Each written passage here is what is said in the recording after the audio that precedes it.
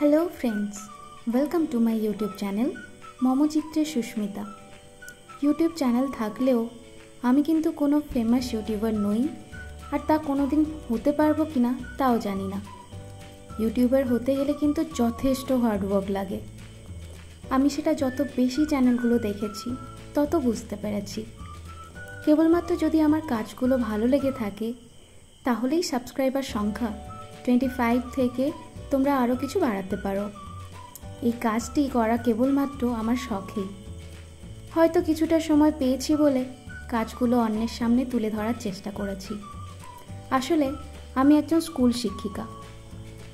স্কুলের ছোট ছোট বাচ্চাদেরকে পড়ানোর পাশাপাশি বাকি কাজের শেষে যতটুকু সময় বেঁচে থাকে ততটুকু সময় আমার শখটুকু নিয়েই থাকি।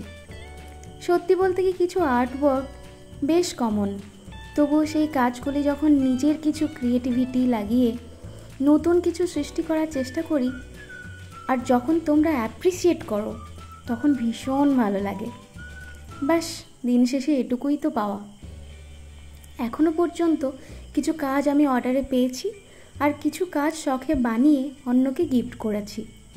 তোমাদের ভালো লাগলে কমেন্ট করে জানিও, আর কিছু পছন্দ হলে অর্ডার করতেও পারো। এবার আসি এই কাজটির কথায়। এই হ্যান্ডমেড কটন জুয়েলারিটি মূলত প্রত্যেক নারীকে উৎসর্গ করে বানানো।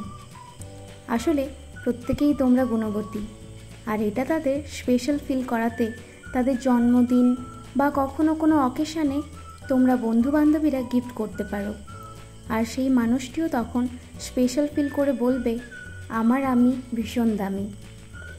খুব তাড়াতাড়ি আসতে চলেছে আমার পরের কাজটি। সত্যি বলতে কি, ভিডিও কেমন করে বানাতে হয়, এডিটিং কিভাবে করতে হয়, সেটাকে আপলোড কিভাবে করতে হয়, ইউটিউব চ্যানেলের কত খুঁটিনাটি জিনিস প্রায় কিছুই জানতাম না। চেষ্টা করেছি, ভুল ত্রুটি অনেক আছে, কিন্তু আমার কিছু স্কুল কলিগ আমাকে উৎসাহ দিয়ে বলেছিল, তুই কিছু কাজ কর, ভালো হচ্ছে। তাই তোমাদের উৎসাহ পেলে আরও কিছু কাজ করার ইচ্ছে রইল। নিজেকে ব্যস্ত রাখতে পারি, তখন মনটাও ভালো থাকে। এই ভিডিও ডেসক্রিপশন বক্সে আমি আগের কিছু ভিডিওর লিঙ্ক দিয়ে রাখলাম। যদি তোমাদের ভালো লেগে থাকে তাহলে কিন্তু দেখে নিতে পারো। আরেকটা ব্যাপার হলো, হ্যান্ডমেড কটন জুয়েলারিতে এই কাপড়ের টুকরোর ওপরে ফেব্রিকের কাজ আর গ্লু দিয়ে বাকি জিনিসগুলো আটকাতে গিয়ে যেমন নাজেহাল হয়েছি, তেমনই একটা কাজের মাঝখানে ভিডিও করতে গেলে সেরকমই অনেকটাই সময় নষ্ট হয়ে যায়। যাই হোক, এইসব ওই বিহাইন্ড দ্য সিনের মতো রিটেক পে রিটেক।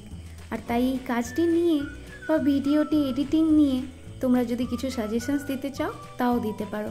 আমি চেষ্টা করব আরও ভালো করে ভিডিওগুলো বানানোর। ছোট বাচ্চাদের হাসি আর এই শখের কাজগুলোই আমায় হাসতে শিখিয়েছে। আজ এ পর্যন্তই থাক। Tata, bye bye.